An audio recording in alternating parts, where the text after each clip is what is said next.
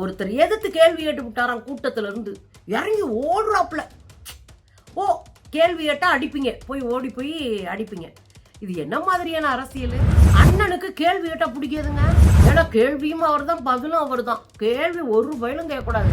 அண்ணன் திருமாவர்களை பார்த்து பத்திரிகையாளர்கள் ஒருமையில இப்படி கையெல்லாம் நீட்டி பேசினாங்க. அன்னைக்கும் கூட அண்ணன் நின்று அடிச்சிட்டு எங்கடா டாஸ்மார்க் இருக்கு, எங்கடா வெளிநாட்டுச்சருக்கு இருக்கு, எங்கடா கள்ள விற்கிறாங்க அப்படின்னு தான் அண்ணன் கேட்பாருன்னு நினைச்சேன். யாரோ தமிழக வெற்றி கழக பையனை பார்த்து உங்க கொள்கை என்னன்னு கேட்டாராம். உடனே அவங்க தளபதி தளபதி தளபதி நானுங்களாம். உடனே இவருக்கு எப்படி கேட்டுச்சா, தலைவிதி தலைவிதி தலைவிதின்னு கேட்டுச்சான்.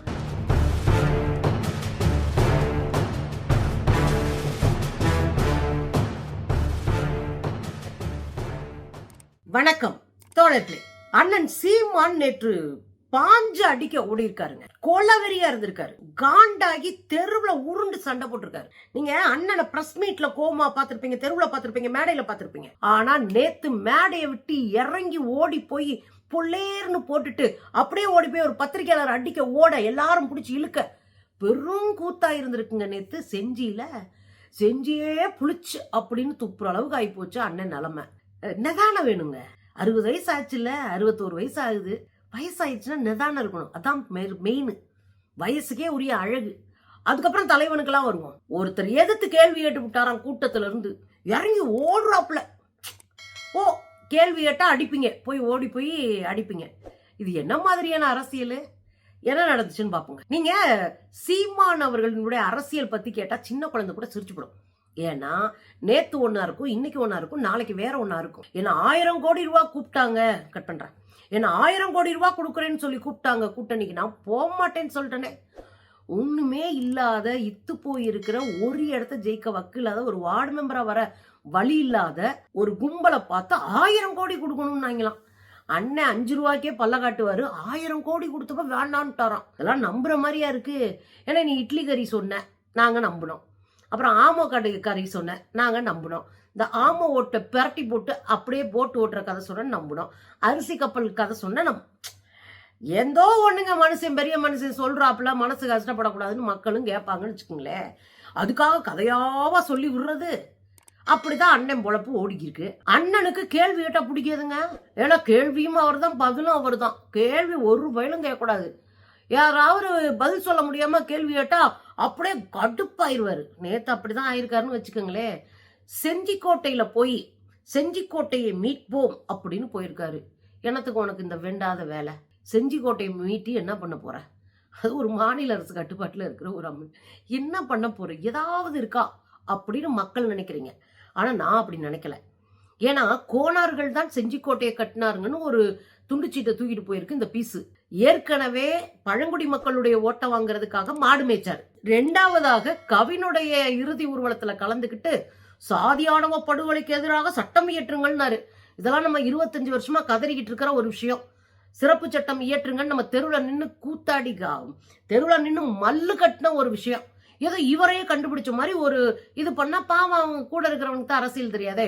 இவங்க அண்ணன் எப்படி சொல்லிட்டாரு பாரு, உங்க அண்ணன் தான் ஜாதியே குடினாரு, குடிப்பெருமை பேசுறாரு, ஜாதி பெருமையை பேசி திர்றவரு, சாதி பார்த்து ஓட்டு கேட்டு திர்றாரு, சாதி வாரியா ஒவ்வொரு ஆளா சந்திச்சிட்டு இருக்காரு. இவரெல்லாம் ஒரு ஆளு. கவின் வீட்டுக்கு போனாரு, அங்க பட்டியலின மக்கள் இது ஓட்டு கிடைச்சிரும் நம்பிக்கை. இந்த பக்கம் இப்படியே போனாருன்னா கோனாருங்கள் ஓட்டு கிடைச்சிரும் நம்பிக்கை. அந்த பக்கம் போனான்னா எங்க தாத்தா முத்துராமலிங்கனாருன்னு, முத்துராமலிங்க தேவர் அப்படின்னு, அங்க போய் முக்குளத்தோருடைய ஓட்டு.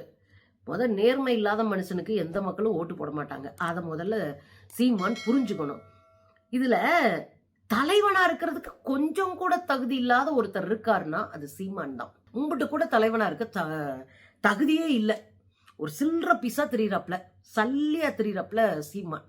ஏன் சொல்றேன்னா, முதல்ல ஒரு கொள்கை தெளிவு இருக்கணும் ஒரு தலைவனுக்கு.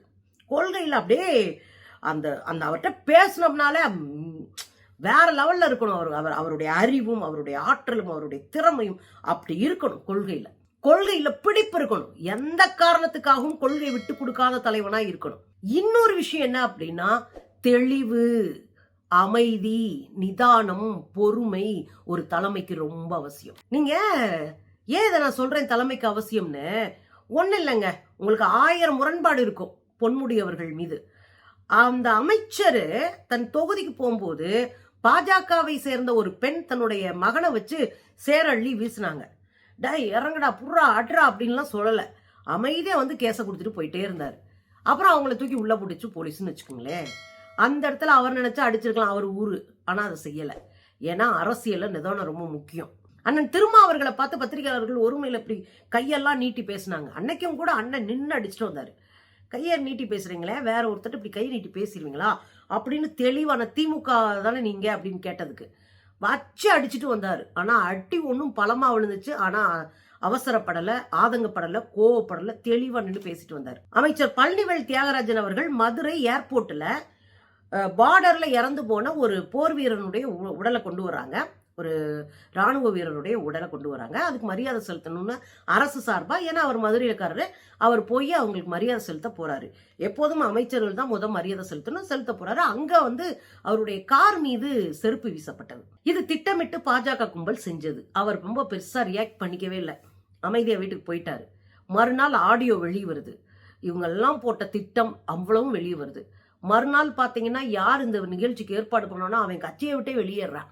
மறுநாள் பாத்தீங்கன்னா அந்த கட்சியே கலைக்கப்படுது. பொறுமையா நிதானமா அடிச்சு ஆடுறவன் தான் தலைவனா இருக்க முடியும். அப்படியே இது ரவுடி செய்வான். கோவம் வந்தோடனே பொருளை தூக்கிட்டு ஓடுறவன் ரவுடியா இருப்பான். இது ரவுடிக்கும் தலைமைக்கும் வித்தியாசம் இருக்கு. தலைமைக்கு நிதானம் ரொம்ப அவசியம். இளைஞர்களுக்கு வழிகாட்டணுங்க. நீங்க எப்படி இருக்கீங்கன்னு பார்த்தா இளைஞர் கத்துக்குப்பான். நீங்களே சல்லித்தனமா இருந்தீங்கன்னா இளைஞன் கத்துக்க மாட்டான். உங்ககிட்ட கத்துக்க என்ன இருக்கு அப்படின்னு கேட்பான். ஏன்னா நீங்க அப்படிதான் இருக்கீங்க. ரெண்டாவது விஷயம், 2ஆம் கட்ட தலைவர்களை, இளைஞர்களை தலைமை பண்போடு உயர்த்தி அவங்கள வழி நடத்தி உயர்த்தி பொடிக்கணும். அவங்கள ஒசத்தி விடணும், தலைவர்களா ஒசத்தி விடணும். அதை செய்ய மாட்டேன், நான் தான் இந்த கட்சிக்கு நான் மட்டும்தான் அப்படின்னு நினைக்கிறவன் தலைவனே கிடையாது. அதெல்லாம் தாண்டி அரசியல்ல யார் நமக்கு எதிரி அப்படின்றதுல ஒரு தெளிவு இருக்கணும். நம்மளுக்கு இருக்காது. முந்தா நாள் ஒருத்தன், 3ஆம் நாள் ஒருத்தன், நேத்து ஒருத்தன், நாளைக்கு ஒருத்தன் இருப்பான். இதுக்கு வந்து தலைமைக்கு அழகே கிடையாது. இப்படியா தலைமைக்கு கொஞ்சம் கூட அருகதையற்றவராக சீமான் இருக்கிறார். இதை சீமான் திருத்திக்கணும். ஏன்னா என்ன நடந்திருக்கு அப்படின்னா, சீமான் மேடைக்கு போறாரு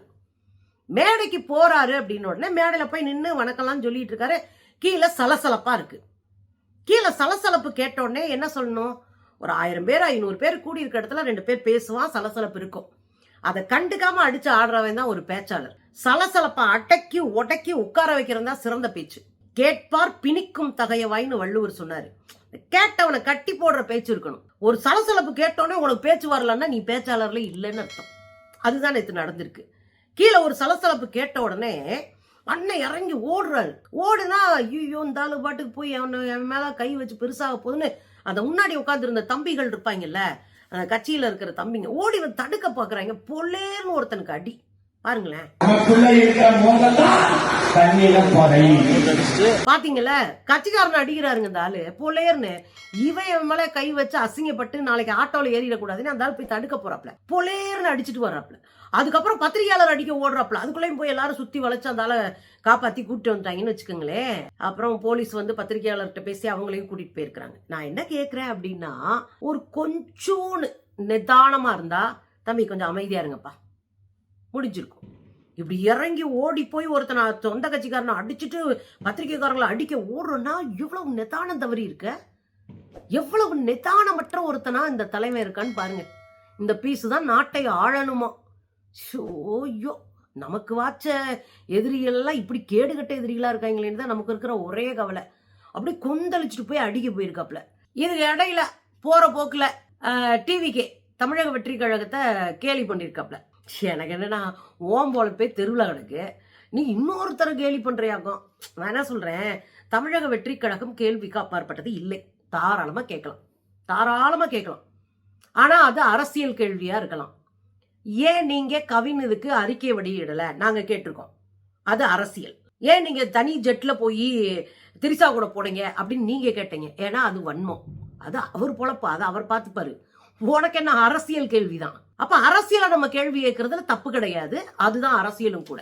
ஆனா மேடையில நின்னுகிட்டு சலம்புறது இருக்குல்ல, தமிழக வெற்றி கழகம் காலில் விழுந்து எங்கிட்டாவது ஒரு கூட்டணியை வச்சு ஆட்சிக்கு வந்துடலாம்னு நாக்க தொங்க போட்டு அலைஞ்சது யாரு? 1000 தான் கருத்து முரண்பாடு இருந்தாலும், கொள்கை வேறுபாடு இருந்தாலும் அவர் என் தம்பி அரசியலுக்கு வரட்டும்னு சொன்னது யாரு?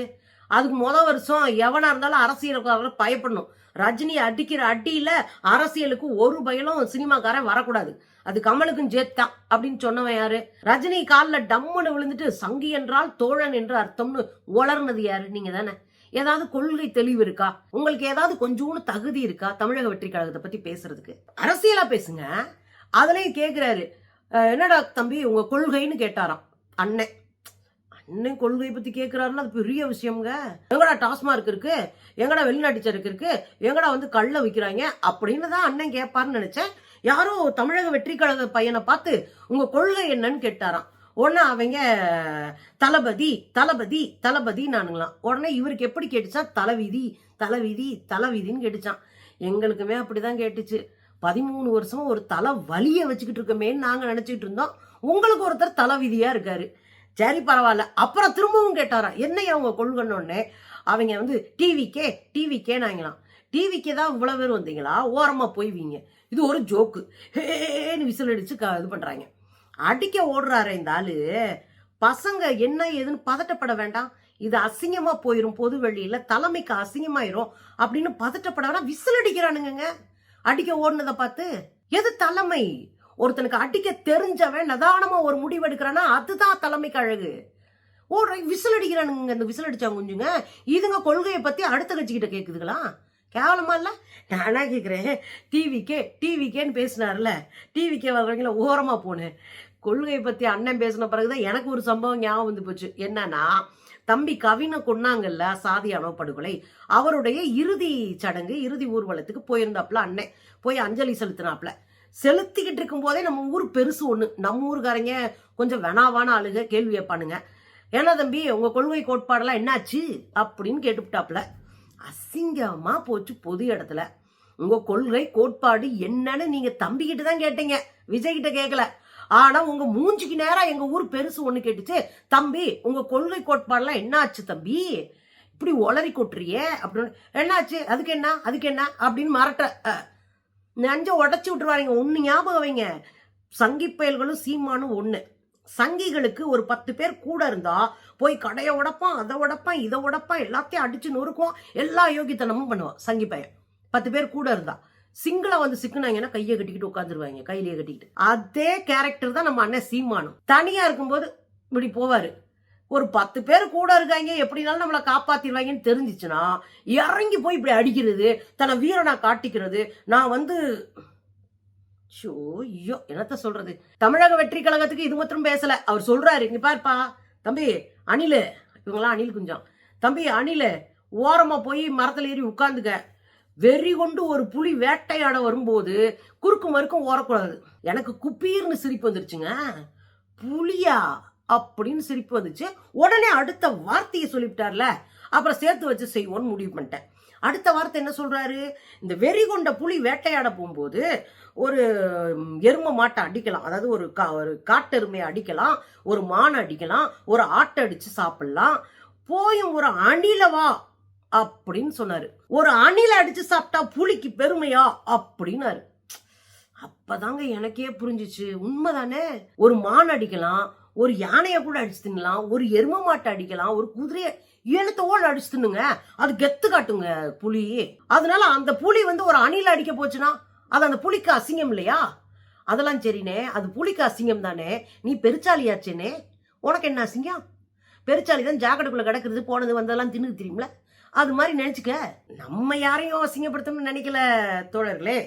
வந்து சிக்கும் போது நம்ம என்ன பண்றது, அடிச்சு ஆட்டோவில் ஏற்றி விட வேண்டியதான். ஒரு விஷயம் புரியுதுங்க, இருந்தாலும் 13 வருஷமா பல ஆக்ட் கொடுத்து பாக்குறாப்ல, ஆனா செல்ஃப் எடுக்கல. பாவம் சிக்கி சீரழிஞ்சிட்டு இருக்காரு. நமக்கே பரிதாபம் வர அளவு சிக்கி சீரழிறாரு. அவரு அடுத்து நம்ம 10 லட்சம் ஓட்டு சேர்த்து வாங்கிடலாம் அப்படின்னு நினைக்கும் போது விஜய் வேற வந்துட்டாரு. சின்ன பையலுக்கு போற விஜய்னு வேற சொல்றானுங்க. உள்ளதும் போச்சேன்னு அன்னை வாயிலையும் வயிற்றுல அடிச்சுக்கிட்டு சாகுறாரு.